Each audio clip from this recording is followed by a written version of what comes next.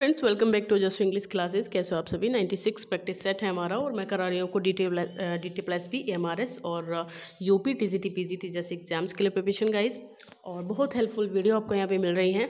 और जिस चीज़ की भी आप किसी भी TGT PGT एग्जाम्स को आप देने जा रहे हैं, BPSC का भी अगर आप ने एग्ज़ाम दिया है या फिर आगे इन फ्यूचर आप देने वाले हैं, तो इसके लिए भी वीडियो जो है मैंने देखा है BPSC का पेपर। ठीक है, मैंने देखा है कि कैसे क्वेश्चंस उसमें आए हैं, तो सब क्वेश्चन गाइज वहीं से आते हैं, तो कोई दिक्कत नहीं है। आप अच्छे से BPSC के लिए भी देख सकते हो इन वीडियोस को, बहुत हेल्प मिलेगी आपको। चाहे आप देख लेना, पेपर देख लेना और मेरी वीडियोस देख लेना। ठीक है, चलिए गाइज शुरू करेंगे। देखेंगे पहला क्वेश्चन हमारा क्या है। स्क्रीन पे लाइक शेयर कीजिएगा, वीडियो को ज़्यादा से ज़्यादा लोगों तक पहुँचाइएगा और सब्सक्राइब कीजिएगा, पहली बार चैनल पर विजिट कर रहे हैं। देखिए पहला क्वेश्चन हमारे पास है इप्सो फैक्टो। तो गाइज ये फॉरेन एक्सप्रेशन, बहुत सारे फॉरेन एक्सप्रेशन मैंने आपको कराए हैं, हर वीडियोस में मैक्सिमम देती हूँ। तो यहाँ पे देना है आपको कि इप्सो फैक्टो का क्या मतलब है। तो bye the fact it self होता है। ठीक है, bye the fact it self. इप्सो से इट लगा लीजिए, इप से इट लगा लीजिए और फैक्टो हो जाएगा आपका by the fact itself, B option. मेंस सेना इन कॉर्पोर सेनो, तो इसका मतलब बताइए क्या होगा। तो ये यहाँ पे डबल आर हो गया गाइज, ये ई होना चाहिए। ठीक है, ये आपका ई होना चाहिए आर की जगह पे। चलिए, तो मेंस सेना इन कॉर्पोर सेनो, तो इसका क्या मतलब होता है। Love in lovable heart, beauty on her face, a healthy mind in a healthy body, या फिर मर्सीफुल नेचर। तो a healthy mind in a healthy body होगा मेंस सेना इन कॉर्पोर सेनो का मतलब। ठीक है, तो ये हो जाएगा C option. Labor omnia vincit, तो लेबर ओमनिया विंसेट में ऑप्शन है आपके पास loves conquers all, labour conquers all. तो लेबर आया है तो इससे इसी को रिलेट कर लीजिए, यही हो जाएगा बी ऑप्शन बिना किसी दिक्कत के। ले रॉय मॉट वाइव ले रॉय। ठीक है, तो इसका देख लीजिए। The king is dead, long live the king, may you go to hell, I don't know my name, God bless you. तो इसमें पहला ही है गाइस, हमें दो दे रखे हैं ना, तो हमें भी दो ही चूज कर लेने हैं। ले रोई मतलब द किंग इज डेड और वाइव ले रोई का मतलब है लॉन्ग लिव द किंग। ठीक है, तो ए ऑप्शन हो जाएगा इसमें। फ्रूगल, फ्रूगल का मतलब बताना है क्या होता है, मतलब नहीं सॉरी, ए लगा है आगे। अगर एस लगा होता है तो मैं सिनोनिम पूछती हूँ और ए लगा हो तो एंटोनिम पूछती हूँ। ठीक है, तो एंटोनिम बता दीजिए फ्रूगल का। देखिए फ्रूगल होता है थोड़ा कंजूस को कह सकते हैं आप लोग फ्रूगल। तो यहाँ पे लेविश हो जाएगा, जो बहुत ही शानदार जीवन जीता हो, खर्च करता हो अपने ऊपर, तो लेविश हो जाएगा। और फ्रूगल रहता है जो बहुत ही कम खर्च करे, है ना। कैमोफ्लेज, कैमोफ्लेज का एंटोनिम देना है तो स्पीक है, कंसील है, रिवील है, डील है। तो देखिए कंसील करना होता है कैमोफ्लेज का मतलब, लेकिन यहाँ पे हमें बताना है एंटोनिम, तो ये हो जाएगा आपका रिवील करना। ठीक है। The literary concept of the dash refers to one or more characters created by writers to write in different styles. तो भाई लिटरेरी कॉन्सेप्ट है एक किसी भी ऑफ द जो रेफर करता है एक या एक से ज़्यादा इमेजिनरी कैरेक्टर्स को, है ना। अपनी किसी भी राइटर के लिए एक डिफरेंट स्टाइल देने के लिए अपनी राइटिंग को, तो वो यूज़ करते हैं इमेजिनरी कैरेक्टर्स का वो यूज़ करते हैं। तो उसको क्या कहा जाता है। तो हिटारोनिम है, हाइपोक्लोरिज्म है, निम्बोर्स है, या फिर शुडोनिमाइजेशन है। तो ये आपका बनेगा पहला ही, यानी कि हिटारोनिम उसको कहा जाता है कॉन्सेप्ट को। Who popularize the term lost generation, lost generation का मतलब बताना है आपको। ठीक है, लॉस्ट जनरेशन, तो यहाँ पे पॉपुलर पूछा है, किसने किया है इसको, सब बहुत ज़्यादा पॉपुलर किसने किया है। तो पॉपुलर किया है इसको हेमिंगवे ने। ठीक है, हेमिंगवे ने इसको पॉपुलर किया है, यानी कि A option. Pulitzer prize for literature is awarded by, Pulitzer prize जो है लिटरेचर का, वो किसके द्वारा प्रोवाइड कराया जाता है, अवॉर्ड किया जाता है। तो अमेरिकन गवर्नमेंट है, council American arts and letters है, द फोर्ड फाउंडेशन है, या फिर कोलंबिया यूनिवर्सिटी न्यूयॉर्क है। तो यही हो जाएगा, पुलित्जर प्राइज है कोलंबिया यूनिवर्सिटी न्यूयॉर्क के द्वारा दिया जाता है guys. The Booker prize for the best original novel is awarded by, Booker prize जो बेस्ट ओरिजिनल नॉवल के लिए दिया जाता है, बुकर प्राइज वो किसके द्वारा अवॉर्ड किया जाता है।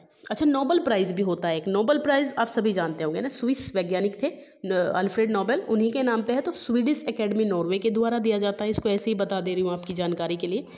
तो इसमें बुकर प्राइज़ पूछा है, वो मैंने क्वेश्चन इसलिए नहीं लिया क्योंकि आप जानते होंगे सभी लोग नोबेल के लिए, तो जीके का भी क्वेश्चन है। Booker prize for the best original novel is awarded by, बताइए इसमें। तो पहला ही है गाइस, मैन ग्रुप, गिडल, लंदन, इंग्लैंड। ठीक है, तो ये पहला ही है। जो बुकर प्राइज़ की बात हो रही है। द सेम स्पॉटरिंग ऑफ syllables was here drowned by the tittering of the class. ये लाइन में पूछा है कौन सा फिगर ऑफ स्पीच है, तो इसमें आपका ओनोमेटोपिया है। टिटरिंग देख रहे हैं आप, टिटरिंग है ना, ये आपकी वॉयस स्पीच में वो ओनोमेटोपिया होता है, तो डी ऑप्शन करेक्ट है। We have read Shakespeare. तो गाइस जब हम किसी के वर्क्स की बात करते हैं कि भाई हम शेक्सपियर को पढ़ा हमने, मिल्टन को पढ़ा हमने, तो वो उस व्यक्ति को पढ़ने की बात नहीं होती है, उसके जो द्वारा जो लिखा गया है, उसके द्वारा उसकी जो रचनाएं होती हैं, क्रिएशंस होती हैं, उनको पढ़ने की बात हो रही होती है। तो यहाँ पे अगर कहा जा रहा है कि वी हैव रीड शेक्सपियर, तो उसका मतलब होता है मेटोनिमी। सॉरी, मेटोनिमी होना चाहिए ना, इसमें ऑप्शन ही नहीं है। सॉरी गाइस, इसमें ऑप्शन नहीं है हमारे पास यहाँ, है ना, कोई नहीं, हम अलग से लिख लेते हैं, इनमें से कोई सा नहीं है, मेटोनिमी है गाइस। कभी कभी हो जाता है तो मैं ऐसे ही लिख देती हूँ, ये मेटोनिमी हो जाएगा, है ना। मेटोनिमी में क्या होता है कि उससे रिलेटेड चीज़ को दिखाया जाता है कि भाई जैसे सॉरी शेक्सपियर की बात ना हो करके उसके वर्क्स की बात हो रही है, तो ये मेटोनिमी हो जाएगा, ठीक है। चूज़ द करेक्ट मैच, सही मैच बताना है। यहाँ पे एक तरफ कैरेक्टर है और दूसरी तरफ जो वर्क है उसका नाम दिया है। तो Touchstone As You Like It में है, ये सही है। कॉन्ड्रिल आपकी किंग लियर में है, सही है। और सिन्ना आपका जूलियस सीजर में है, बल्कि जो गिपी नहीं गोबो होगा ये, सॉरी टाइपो हो जाता है गाइस, गोबो है।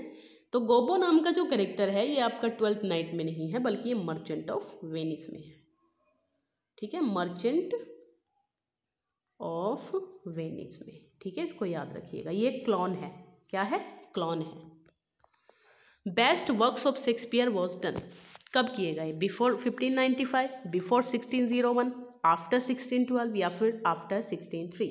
तो ये हो जाएगा आफ्टर 1603, क्योंकि आप जानते हो कि जो उनकी बेस्ट ट्रेजेडी आई हैं, मेजर ट्रेजेडी आई हैं, वो भी इनकी बाद में ही है। और आपके देखिए सारे के सारे जो इस टाइप के 12th नाइट हैं, या फिर आपका ये सिम्बलिन हो गया है ना, और इस टाइप के सारे जो फेमस वर्क्स हैं इनके, वो थोड़ा बाद में ही आए हैं, है ना। O Julius Caesar, thou art mighty yet, thy spirit walks abroad and turns our swords in our proper external. ये लाइन यहाँ पर है, तो इसका आपको बताना है इसेंस, इस स्टेटमेंट का इसेंस बताना है आपको, इसका मतलब क्या है इस प्ले के अंदर। तो इसका मतलब आप जो है किस पे जाएंगे गाइस, ठीक है, देखिए इसको, ठीक है। तो ये हो जाएगा Caesar was mighty even after his death, मतलब सीजर अपनी मृत्यु के बाद भी काफ़ी ज़्यादा मतलब क्या है, काफ़ी ज़्यादा बलशाली अभी भी वो है, ठीक। चलिए, Lucy poems by Wordsworth refer to. Lucy poems का एक ग्रुप है वर्ड्सवर्थ का, ठीक है, कलेक्शन है। तो ये किस लिए है, क्या इसकी अर्ली पोएम्स का कलेक्शन है, ग्रुप ऑफ 5 पोएम लिरिक्स का है, या फिर पोएम बाय वर्ड्सवर्थ जो कोलैबोरेशन में कॉलेज के लिखी गई है वर्ड्सवर्थ और कॉलेज ने, क्या ऐसा कुछ है, या फिर हिज ह्यूमरस पोएम्स है वो। तो ये इसकी जो है ग्रुप है 5 लिरिक्स का, ठीक है, उन्हीं को लूसी पोएम्स कहा गया है। Who criticised Wordsworth for not following his own theory of poetry. किसी ने वर्ड्सवर्थ को ये कह के कहा है कि भाई उन्होंने अपनी खुद की कही हुई बात को फॉलो नहीं किया है, अपनी पोएट्री के अंदर अपनी खुद की थ्योरी को उन्होंने फॉलो नहीं किया है। तो ऐसा किसका मानना है, तो ये टी.एस. इलियट मुझे लग रहा है, ऐसा उन्होंने ही कहा है इनके बारे में। Who said Milton was the poetical son of Spenser. अच्छा क्वेश्चन है, आप जानते हो कि मिल्टन पोएटिक सन है स्पेंसर के, ये बात बिल्कुल सही है, ठीक है। और क्योंकि मिल्टन अब कंसीडर करते हैं एडमंड स्पेंसर को अपना मास्टर कंसीडर करते हैं, बट ये बात मानी किसने है, कही किसने है ये बात, तो ये जॉन ड्राइडन ने बोली है। किसने, जॉन ड्राइडन ने। How soon hath time the subtle thief of youth stolen on his wing my 3 and 20th year. तो यहाँ बताइए ये कौन से वर्क में से आई हुई है लाइन्स, क्या है भाई, how soon hath time the subtle thief of youth stolen on his wing my 3 year. तो काफ़ी प्यारी लाइन है, और ये पहला ही है guys, on his being arrived of the age of 23, ठीक है। इसको 20th ईयर से आप रिलेट कर लीजिए, विंग्स माई 3 and 20 मतलब 23, ऐसे इसको याद रखिएगा, ऐसी चीज़ें याद हो जाती हैं तो ये हो जाएगा। कब आई थी भाई ये 1632 के में आई थी शायद, आसपास क्या 1632 में ही आई थी। ऑनिस ब्लाइंडनेस की बात करेंगे तो 1673 की बात है। और मैसेकर एट पीडमोंट जो है ये आपकी शायद 1655 में आई है। और लिसिडास आपकी 1637 में आई है, इसको तो आप जानते होंगे, एलिजी है ये, है ना। In which year Galsworthy refuse the offer of a knighthood, तो इन्होंने जो है नाइटहुड का ऑफर, ये काफ़ी कंफ्यूजिंग क्वेश्चन है क्योंकि कहीं पे 1917 दिया है, कहीं पे 19 दिया है, तो कहीं पे 18 दिया है। तो आप बिल्कुल निश्चिंत रहें, 1918 की बात है, यही इसका सही आंसर है, इसको ही याद रखिएगा आप। In Shakespeare's tragedies character is not destiny but there is character and destiny is remarked by, Nicoll है, ब्रैडले हैं, कॉलेज हैं, गोडोर्ड हैं। तो ये जो बात कही है ये किसने कही है, इसके शेक्सपियर के बारे में, कि कैरेक्टर इज जो है वो डेस्टिनी नहीं है but there is character and destiny, क्यों, लेकिन वहाँ पे कैरेक्टर भी है और डेस्टिनी भी है, ठीक है।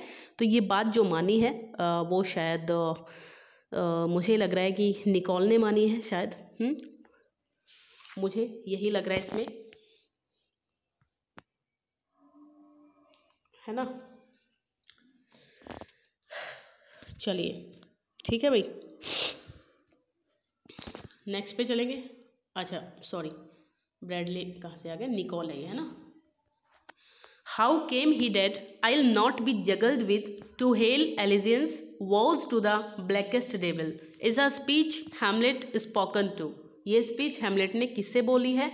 How came he dead I will not be juggled with to hell allegiance vows to the blackest devil, तो हैमलेट हैं, लेयर्टिस हैं, पोलोनियस है, क्लॉडियस हैं, किसने ये बात कही है। तो इसमें देख लेंगे भाई, ये बात मुझे लग रहा है कि कही है हैमलेट में ही है ना, ये हैमलेट में ही है और हैमलेट की ही स्पीच है ये, ठीक है, ए ऑप्शन है ना। The time is out of joint O cursed spite that ever I was born to set it right, speech by, किसके द्वारा बोला गया है ये लाइन, क्या है। The time is out of joint, the time is out of joint O cursed spite that ever I was born to set it right, तो ये लाइन बतानी भाई किसने कही है। यस तो ये है हैमलेट से है, ये शायद हैमलेट से ही है।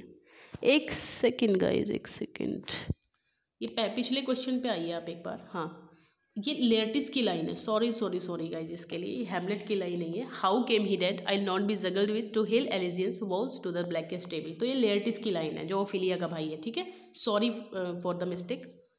हाँ ये वाला हैमलेट की है पक्का, ये वाली पक्की हैमलेट की है, the time is out of joint, इस टाइप से, ठीक है। अच्छा 12th जो हैमलेट है ये कब आया था, 1601 के आसपास आया था, ये 1601 में आया था आसपास, क्या 1603 में है किंग लियर, ठीक है भाई। हाँ चलिए आगे चलते हैं। In which play Shakespeare has presented a royal criminal, किस में प्रेजेंट किया है इन्होंने, तो रिचर्ड थर्ड को ही तो रॉयल क्रिमिनल बताया है, तो प्ले का नाम भी सेम ही हो जाएगा, है ना। चलिए नेक्स्ट पे आ जाते हैं। Truth is as impossible to be soiled by any outward touch as the sunbeam, भाई ट्रूथ जो है जो इम्पॉसिबल है टू बी सॉइल्ड बाय, इसको टच नहीं किया जा सकता सनबीम की तरह, जैसे सूर्य की किरणों को हम सिर्फ फील करते हैं, टच नहीं कर सकते, ऐसे ही हम इसको भी टच। सारी बात जो है कहाँ बोली गई है, ये आपकी बनती है the doctrine and discipline of divorce, जो कि आया था कब, ये आपकी 1643 में आई थी, जो कि जॉन मिल्टन का है, याद रखिएगा मिल्टन का वर्क है ये, सारे ही मिल्टन के हैं। एरोपजिटी का 1644 में है, लुसिडस 1637 में है और ऑन शेक्सपियर 1630 में है, ठीक है। चलेंगे भाई next. Peace hath her victories, no less renowned than war. The line has been taken from Peace hath her victories, no less renowned than war. तो ये लाइन जो है यहाँ पर है, जॉन मिल्टन के ही वर्क है सारे, to the Lord Cromwell, general Cromwell से है, ठीक है, सी ऑप्शन। अच्छा आया कब था ये वर्क, ये 1652 में आया था आपका, 1652 में। चलिए आगे। It was difficult to see through the dash of the headlights at the cars. मतलब ये डिफ़िकल्ट है किसके द्वारा देखना, हेडलाइट जो है कार की उसको किसके द्वारा देखना मुश्किल है।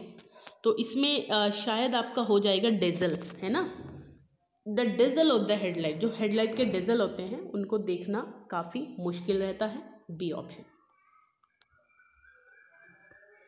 His book was marked by many dash remarks which made us forget its main theme. कोई बुक होती है जिसमें काफ़ी ऐसी सारी चीज़ें दे दी जाती हैं जहाँ पे मतलब जो उसकी का जो एम है बुक का, जो बताना उसका उद्देश्य है वो हम समझ नहीं पाते, वो तो समझ में नहीं आता, उसके चक्कर में बहुत सारी चीज़ें साथ में दाएं बाएं ऐसी दे रखते हैं, ऐसी रिमार्क दिए रखते हैं कि हम भटक जाते हैं, हमको समझ में नहीं आता कि बुक के अंदर बोला क्या जा रहा है, ये प्रूव क्या करना चाहता है, या फिर इसका एम क्या है बुक का, है ना, रीड करने का हमारा।